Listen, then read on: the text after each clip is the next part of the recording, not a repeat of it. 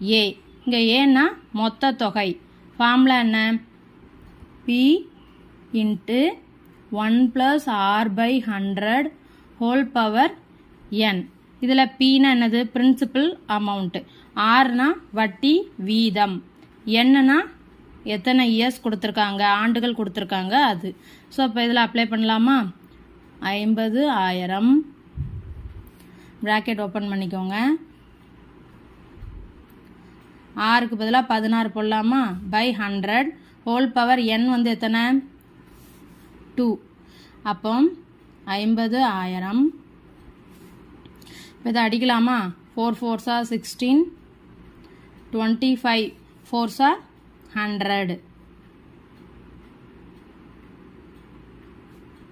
Whole power 2.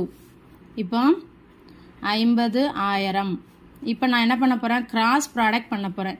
அப்போ 125 sir 25 plus 4 அப்படியே தான் இருக்கும். ஸோ கீழே 25 அப்படியே இருக்கும். இப்போ இதை என்ன பண்ணலாம்?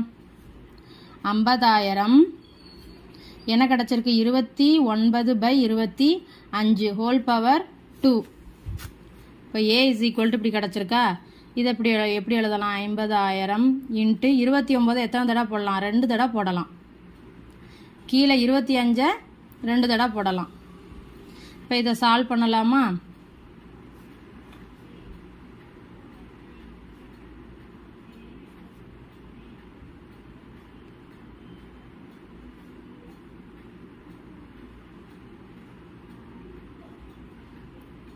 எட்டஞ்சா 40 0.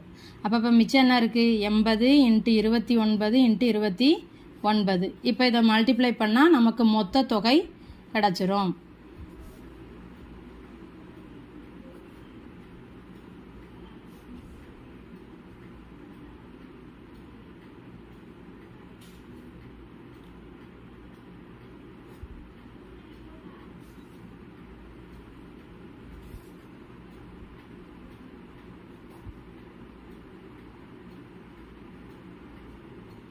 அப்போ மொத்த தொகை எவ்வளவு? 67,280 ரூபாய்.